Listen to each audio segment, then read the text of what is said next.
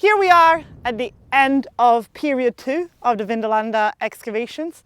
Fantastic that so many of you have engaged with our previous video blog.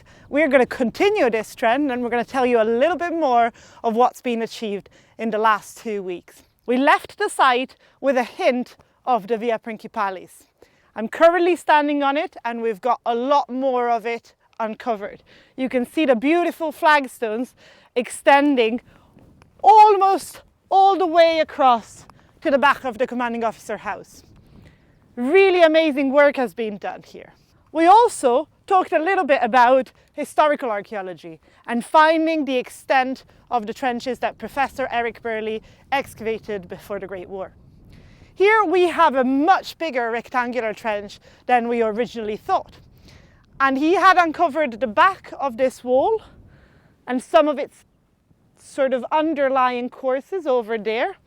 We're starting to really define the extent of this trench, and that is super important because the archives were lost and we had no idea of the extent of the work and how much of the area had already been explored.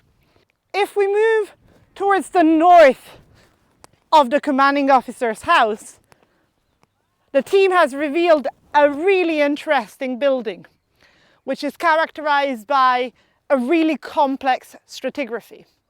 It appears that late in the 4th century, we had a traditional rectangular chalet barrack. We've got the corner right here.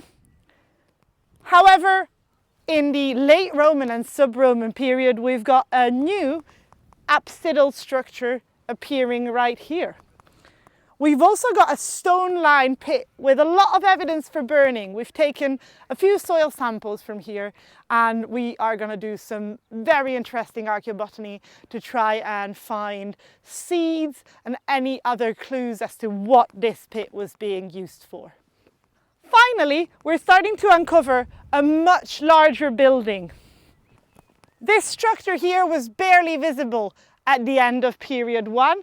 We had some really nice big stone foundations, likely pilfered from the extramural settlement, so dating to the late 3rd, 4th century. And we've got a really nice wall that I'm standing on right now, bordered to its south by a beautiful drain.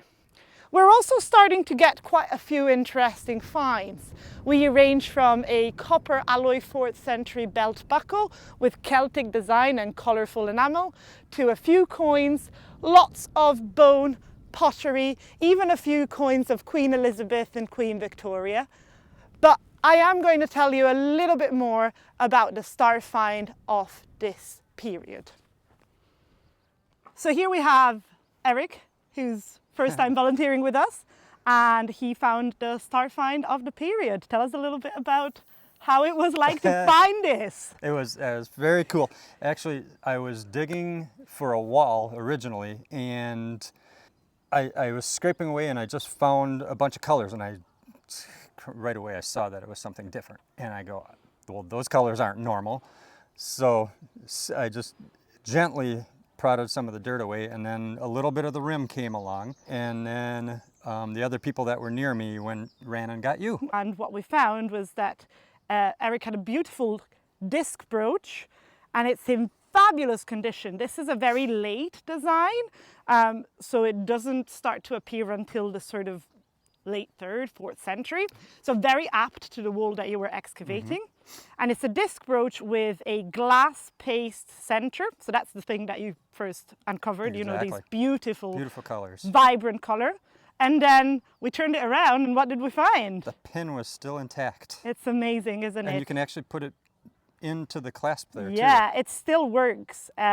So we immediately know that this was going to be a museum piece, and this is the wonder of excavating at Vindolanda and not really stopping and thinking, right, we've learned everything that there is to learn about this site.